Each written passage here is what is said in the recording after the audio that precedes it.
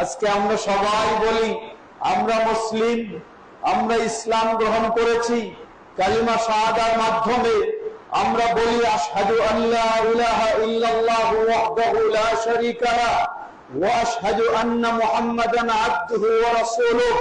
এর অর্থ কি? এর অর্থ হলো আমার গোটা জীবনের সকল ইবাদত হবে একমাত্র সেই আল্লাহর জন্য, যার কোনো শরীক নেই, সকল প্রকার শিরক থেকে যিনি মুক্ত।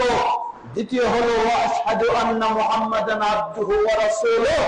এর অর্থ হলো আমার জীবনের সকল ইবাদত হবে একমাত্র আমার প্রিয় রাসূল মুহাম্মদ সাল্লাল্লাহু আলাইহি ওয়াসাল্লামের সুন্নাহ অনুযায়ী।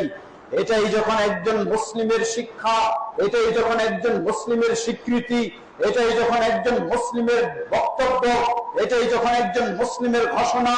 কিন্তু আশ্চর্যের সাথে বলতে হয়, আফসোসের সাথে বলতে হয়, বাহ্যিক অবস্থাটা আজকে অন্যরকম হয়ে গেছে।